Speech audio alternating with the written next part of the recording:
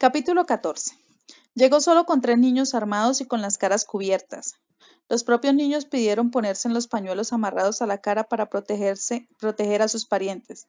Salomón Parras no se andaba con miramientos, ubicaba a familias enteras gracias al descuido de un menor, un sobre olvidado, una foto de pasaporte, un pagaré al sastre. Y para Salomón Parras identificar significaba una de dos, comprar o exterminar.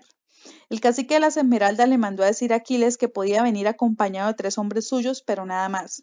Aquiles contestó que iría solo. Don Salomón dijo que en ese caso no había trato. Era él, Parras, el que necesitaba testigos, no Aquiles.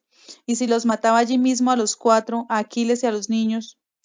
Eso quería decir, contestó el cacique, que él no tenía palabra, le ponía a prueba, nunca había matado a un niño. Había construido más que una casa, más que una ciudad, un mini-estado en la selva, con pista de aterrizaje, campos de deporte, un prostíbulo de lujo, un hotel 5 estrellas y un convento. Monasterios no, dijo, aquí no hay más hombre santo que yo. Además, decía que le gustaba dormir rodeado de monjas y de putas, porque aquellas lo tentaban y cuando ya no podía más, se iba con estas y respetaba a aquellas. Era cierto. Ser monja en los terrenos de don Salomón era una de las notorias ambiciones de las clarisas colombianas. Conocerlo era sorpresivo, no había fotos de él y su fama de fortuna, corrupción y violencia era tan grande que cualquier estereotipo de la villanía le habría cuadrado, gordo o flaco, bajo o alto, joven o viejo. Lo espantoso, Aquiles lo miró sentado frente a una mesa de dominó, solitario jugando contra él mismo, es que no era ninguna de estas cosas. Era de una mediocridad indescriptible, distinguido apenas porque su cabeza parecía comida por la polilla. Nadie podía recordarlo. Era su chiste, lo cultivaba, llevaba años haciéndose invisible, por poco lo logra. Ni miró a Aquiles ni dejó de mover las fichas del dominó. Le pidió con la cabeza que tomara asiento frente a él. Empezó a contar una larga historia. Aquiles la esperaba. Salomón Parras no solo tenía orgullo de su éxito, solo necesitaba justificarlo. Y su legitimación era nada menos que su país, Colombia. Evocó, no sin belleza, el trasiego de la nación cuando él era un jovencito, la desposesión de campesinos y terratenientes obligados a vender barato, la voracidad de los caudillos locales animada por los políticos de Colombia, los campesinos liberales despojados por los conservadores y estos por aquellos, en una ronda sin fin. El principio cesáreo del divide e impera llevado al absurdo, como en una película de los hermanitos Marx. ¿Por qué los trataba con diminutivo? Creía que los hermanos sin diminutivo era Carl y familia. Bueno, en fin. 200.000 terrenos agrícolas cambiaron de mano en los años siguientes a la muerte de Jorge Eliezer Gaitán. Al desatarse la peor etapa de la violencia, continuó el cacique Salomón, y 1 millón de personas emigraron del campo a la ciudad en 3, 4 años, no sé. Pero el café se siguió produciendo y exportando y las esmeraldas también, como si la sangre abonara la bonanza. Dijo que él había empezado como simple guaquero, es decir, un gambusino pobre dedicado a excavar túneles ilegales con los instrumentos más primitivos, ahogado casi entre tanto material de desecho. Lo contrataban los plateros y le compraban los minerales a precio fijo. Un día Salomón Parras se dio cuenta de que por allí no iba a ningún lado. Organizó a los guaqueros, primero se rebelaron. Yo también fui rebelde, dijo sin permitirse ni el rictus de una sonrisa. Y se plantaron a la entrada de las minas exigiendo el derecho a explotar. Los plateros les echaron encima todo lo que tenían, el ejército, la policía, los sicarios extraídos de ese tumulto de adolescentes vengadores, hijos del terror, arrojados a la violencia por el asesinato en masa de sus familias, organizados por unos caudillos de espanto llamados el Desquite y Sangre Negra. Niños con 70 asesinatos en su haber antes de cumplir 18 años, un país de asesinos adolescentes, sin educación, niños inmigrantes que solo siguieron a sus padres gambusinos de campo en campo hasta que el platero, la policía y los otros sicarios acabaron con las familias y los niños se unieron a lo mismo que los habían destruido. Qué ironía, pero qué belleza. Dijo que él, Salomón Parras, solo siguió ese ejemplo fatal. Dejó de ser guaquero y empezó a plantar coca. Poquitica al inicio, pero cuando se acabó el boom de la marihuana en los Estados Unidos en los 70, Hasta la última hoja de coca en el más humilde plantío se volvió más valiosa que las esmeraldas y el oro. Algo más, le dijo Parra a Aquiles. Todo el que plantaba coca enseguida se convertía en aliado de las aduanas y de los policías. No habían bastantes barcos bananeros para sacarla del país, al principio con la complicidad de los agentes aduanales y policiales. Era la mamá Coca, nuestra guadalupana, nuestra Caridad del Cobre, nuestra Virgen del Coromoto, nuestra Señora de los Afligidos. En un santiamén tuvo Parra el pudor de no santiguarse él mismo. $1 de materia prima se convirtió en $5 y 5 millones en 25 y siga usted sumando, compañero. Aquiles lo interrumpió y le dijo que todo esto ya lo conocía. ¿Para qué lo repetía? Salomón Parra sabía muy bien por qué estaba aquí el guerrillero. ¿Para qué estaba aquí? No, mi amigo, no lo sabe usted. ¿Por qué le rapté a la mujer? Yo ya le tenía echado el ojo a Brígida, pero el viejo Vale me la hubiera dado sin conquista, de regalo. Cuando usted la tomó, me echó el guante a la cara, mi amigo. Usted sí que era un desafío, quitársela a usted, válgame Dios, he venido por Brígida. Pues vamos a ver quién gana la partida. Salomón no sonreía con nada, por más irónicas que fueran sus palabras. Imagínese en una justa medieval, o ya que lo llaman Aquiles, en una playa frente al mar, Ar de Troya, desafiando a Héctor. Aquiles le dijo a su enemigo que le explicara cuál era el desafío. Salomón se ahorcó la mula de Seises y lanzó una maldición. Se castigó con un gesto de repugnancia que lo declaraba derrotado. Por él mismo, así lo entendió Aquiles, observando de cerca el cacique de las Esmeraldas. No, mi comandante. ¿Tiene usted un grado o son todos ustedes de esos ilusos que no creen en la desigualdad y las jerarquías? Lo que usted no entiende es que tarde o temprano los movimientos armados acaban por servirnos. Aquiles dijo que ellos serían la excepción y por primera vez Parra se rió, mirándolo con cariño como a un niño inocente. Si los guerrilleros son pragmáticos, nosotros les pagamos y ellos nos hacen el favor de controlar el desorden de un fárrago de campesinos que quieren aprovecharse también del boom de la droga. Total, la corrupción de la policía y el ejército es tal que el campesino prefiere pagarle a un guerrillero para que lo proteja. ¿Todavía no se acercan a ustedes? Pues ¿en qué país de las maravillas están viviendo? Aquí todos están aliados con nosotros. Nosotros metemos el dinero al país, amigo mío. Nosotros podríamos pagar la deuda externa de Colombia, si quisiéramos, pero nos guardamos esa carta. Usted lo sabe, preferimos morir en Colombia que vivir extraditados en una cárcel gringa llena de putos y droguis. Revolvió con una alaraca de marfil las fichas del juego y siguió su cantinela aplastante. Tenemos ejércitos privados, sin control del Estado porque aquí el Estado no existe y el gobierno ya perdió el control de las armas. Tenemos el escudo del anticomunismo y de la contrainsurgencia.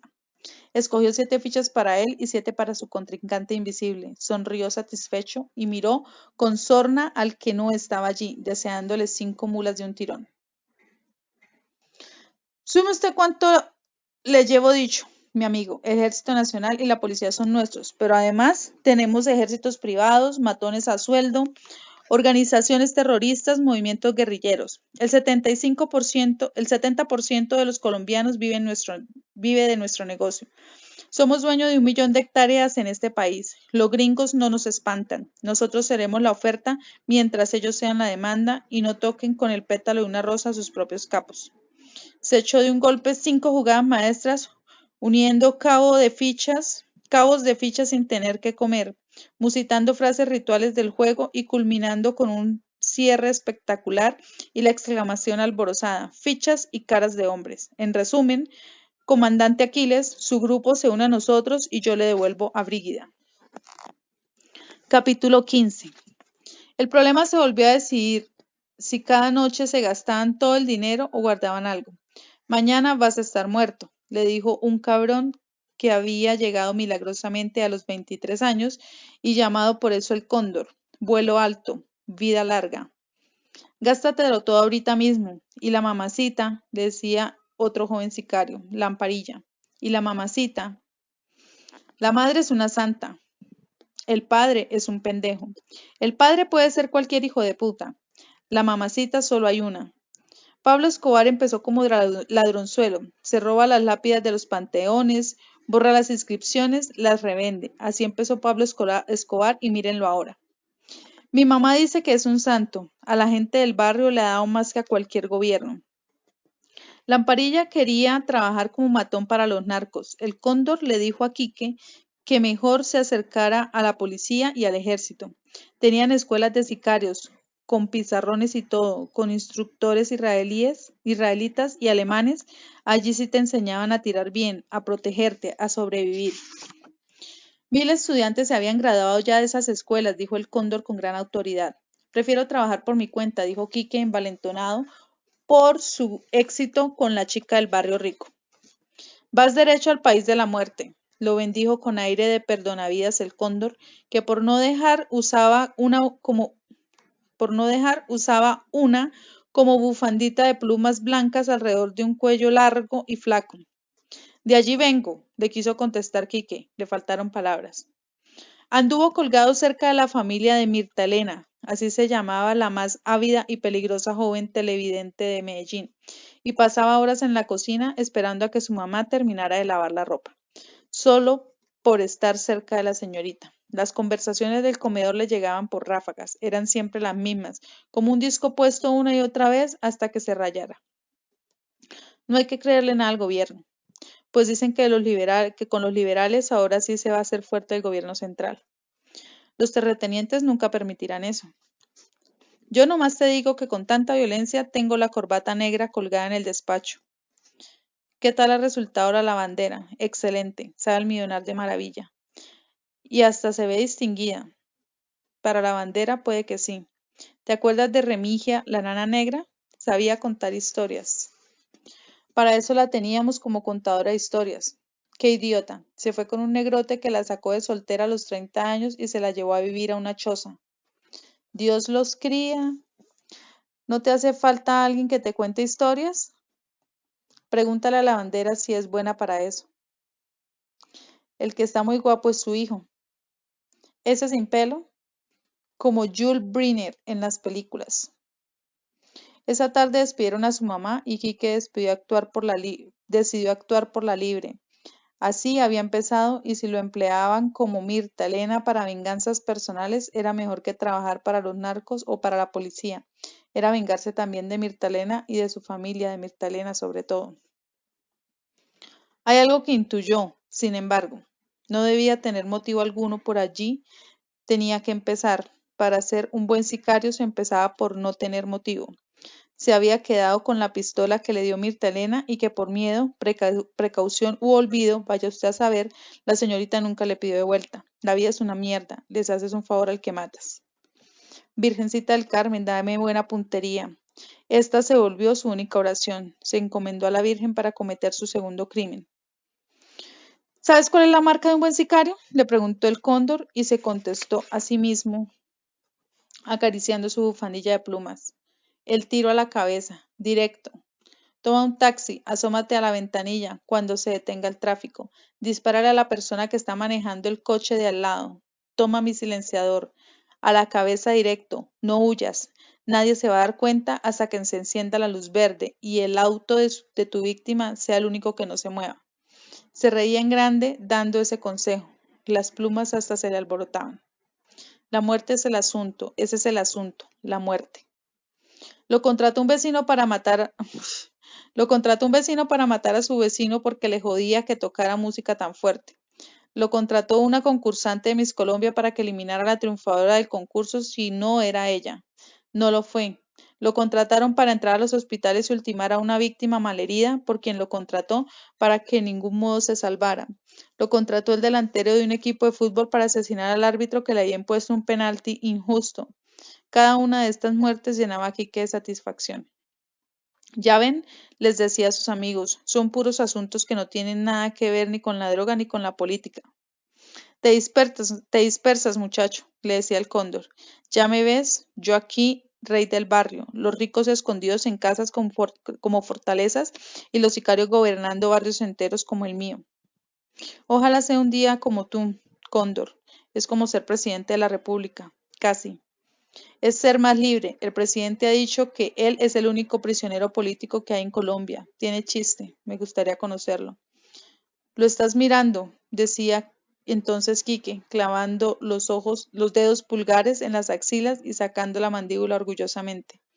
Al cóndor le daba risa y le tiraba a la cabeza lo que tuviera a la mano. Mató a políticos, a izquierdistas, a vagos, a ladrones, a drogadictos. Se hizo de fama. Era buen tirador, silencioso. Cometió un error. Hastiado de la repetición del asunto, empezó a imaginar formas más audaces. Empezó a amenazar a los que lo empleaban. Primero les hacía el trabajito, luego los acosaba. 1 millón de pesos o te mato a ti. Se corrió la voz, fue una imprudencia, se hizo mala fama. Decidió refugiarse en su barrio, con el cóndor, con Lamparilla. Pero a Lamparilla la policía lo instruyó para que acabara con el cóndor. Era demasiado independiente. Si lo mataba, Lamparilla sería el nuevo chacho del barrio. Entonces el cóndor, que tenía buenas conexiones y mejor olfato, contrató a Quique para que liquidara a Lamparilla. Pero a Quique le entró el miedo. Lamparilla tenía protección policíaca. El cóndor era solo el capo del barrio, tolerado con muchos huevos y con mucha suerte, había llegado a los 23 años.